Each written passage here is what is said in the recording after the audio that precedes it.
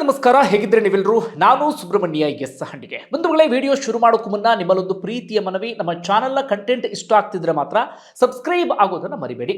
ಇವತ್ತಿನ ವಿಡಿಯೋವನ್ನು ಶುರು ಮಾಡೋಣ. ಇವತ್ತು ರಾಜ್ಯದಲ್ಲಿ ಅತಿ ದೊಡ್ಡ ಇಡಿ ಕಾರ್ಯಾಚರಣೆ ನಡೆಯಿತು.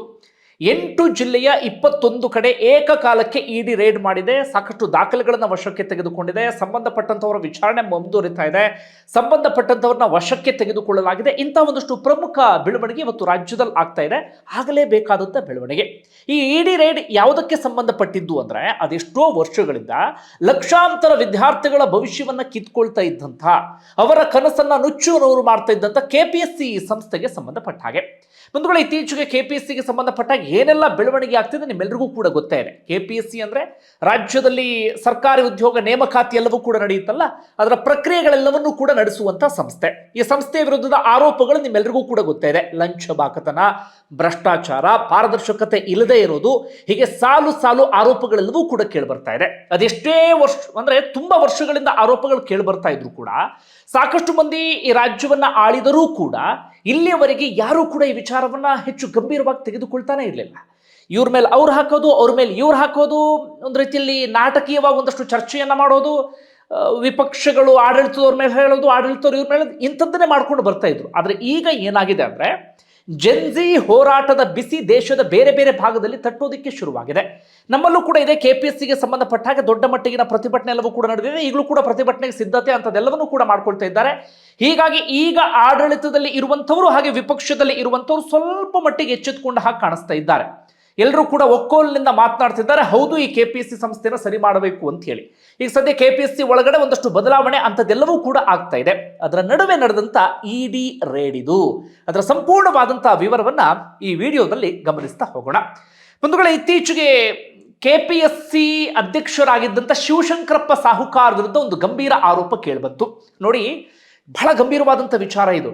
ಓರ್ವ ಅಧ್ಯಕ್ಷರ ವಿರುದ್ಧವೇ ಗಂಭೀರವಾದಂಥ ಆರೋಪ. 75 ವರ್ಷದ ಕೆಪಿಎಸ್ಸಿ ಇತಿಹಾಸದಲ್ಲಿ ಅಧ್ಯಕ್ಷರ ಸಸ್ಪೆಂಡ್ ಆಗುವಂತ ಪರಿಸ್ಥಿತಿ ಎದುರಾಯಿತು. ಏನು ಆರೋಪ?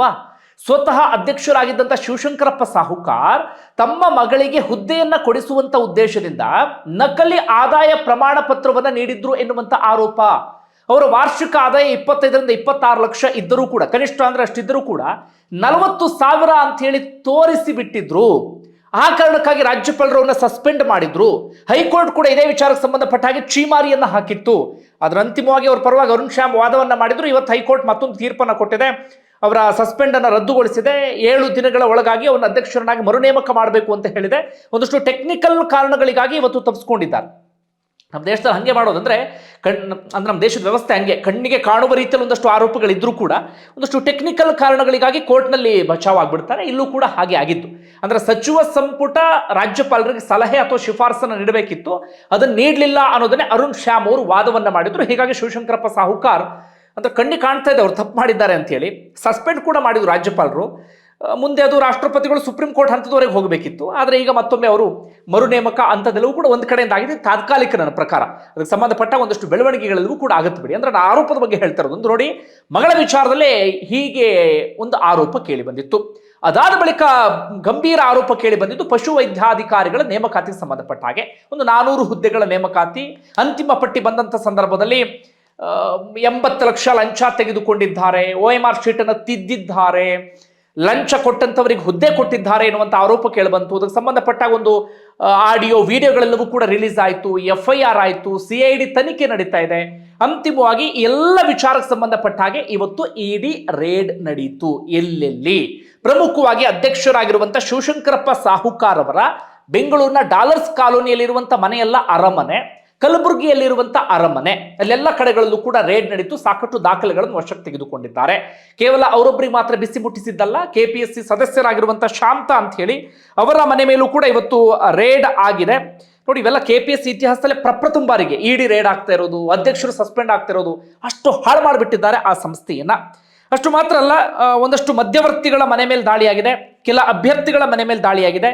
ಕೆಪಿಎಸ್ಸಿ ಸದಸ್ಯರು ನಾನು ಈಗಾಗಲೇ ಹೇಳಿದೆ. ಮೌಲ್ಯಮಾಪನ ಸಂಸ್ಥೆಗೆ ಸಂಬಂಧಪಟ್ಟ ರೇಡ್ ಆಗಿದೆ.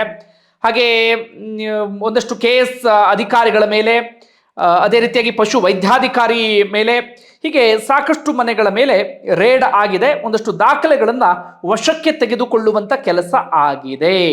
ಮುಂದೆ ಏನಾಗುತ್ತೆ ಅನ್ನೋದನ್ನ ಕಾದು ನೋಡಬೇಕಾಗಿದೆ. ಅಂದ್ರೆ ಇವತ್ತಿನ ರೇಡ್ಗೆ ಸಂಬಂಧಪಟ್ಟ ಹಾಗೆ ಮುಂದೆ ಅಂದ್ರೆ ಯಾವ್ಯಾವ ದಾಖಲೆಗಳು ಸಿಕ್ತು, ಈ ಅಕ್ರಮಕ್ಕೆ ಸಂಬಂಧಪಟ್ಟ ಹಾಗೆ ಏನಾದರೂ ಪ್ರಮುಖವಾದಂತಹ ಸುಳಿವು ಪುರಾವೆಗಳು ಸಿಗ್ತಾ, ಅದಕ್ಕೆ ಸಂಬಂಧಪಟ್ಟ ಹಾಗೆ ನಾಳೆ ಇಡಿ ಅಧಿಕಾರಿಗಳು ನಾಳೆ ಅಥವಾ ನಾಡಿದ್ದು ಅಪ್ಡೇಟ್ ಮಾಡುವಂತ ಸಾಧ್ಯತೆ ಇದೆ. ಆ ಮಾಹಿತಿಯನ್ನು ಕೂಡ ಕೊಡ್ತಾ ಹೋಗ್ತೀನಿ. ಒಟ್ಟಾರೆಯಾಗಿ ನೋಡಿ, 75 ವರ್ಷಗಳ ಇತಿಹಾಸದಲ್ಲಿ KPSC ಎನ್ನುವಂಥ ಸಂಸ್ಥೆಯನ್ನು ಯಾವ ಹಂತಕ್ಕೆ ತಂದು ಬಿಟ್ಟಿಟ್ರು ಅಂತ ಹೇಳಿ ಅಧ್ಯಕ್ಷರ ಸಸ್ಪೆಂಡ್ ಆಗುವಂಥ ಪರಿಸ್ಥಿತಿ, ಹಾಗೆ KPSC ಎನ್ನುವಂಥ ಸಂಸ್ಥೆಯ ಮೇಲೆ ಇಡಿ ರೇಡ್ ಆಗುವಂಥ ಪರಿಸ್ಥಿತಿ ಅಂಥದ್ದೆಲ್ಲವೂ ಕೂಡ ಆಗಿದೆ.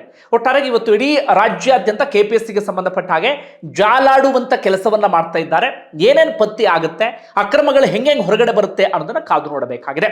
ಬಂಧುಗಳೇ, KPSC ಅಂದಾಗ ಈ ರೀತಿಯಾದಂಥ ಆರೋಪ ಇದು ಪ್ರಪ್ರಥಮ ಬಾರಿಗಲ್ಲ, ಅಥವಾ ಈ ಶಿವಶಂಕರಪ್ಪ ಸಾಹುಕರ್ ಅಧ್ಯಕ್ಷರಾದಂಥ ಅವಧಿಯಲ್ಲಿ ಮಾತ್ರ ಅಲ್ಲ, ಇವರ ಅವಧಿಯಲ್ಲಿ ಏನೋದು ಪೀಕ್ ಹೋಗ್ಬಿಡ್ತು. ಕಾರಣ ಇವರು 2019 ಸದಸ್ಯರಾದ್ರು, 21 ಅಧ್ಯಕ್ಷರಾದ್ರು. ಯಡಿಯೂರಪ್ಪನವರು ಮುಖ್ಯಮಂತ್ರಿ ಆಗಿದ್ದಂಥ ಸಂದರ್ಭದಲ್ಲಿ ಅವರ ಸರ್ಕಾರದ ಶಿಫಾರಸಿನ ಆಧಾರದ ಮೇಲೆ ಆಗ ಅಧ್ಯಕ್ಷರಾಗಿದ್ದೇ ಒಂದು ರೀತಿಯಲ್ಲಿ ಏನೇನೋ ಮಾಡಿ ಒಂದಷ್ಟು ಏನೇನೋ ಬಳಸಿ ಅಧ್ಯಕ್ಷರಾಗಿದ್ದ, ಅರ್ಥ ಆಯ್ತು ಅನ್ಕೊಳ್ತೀನಿ ನಾನು.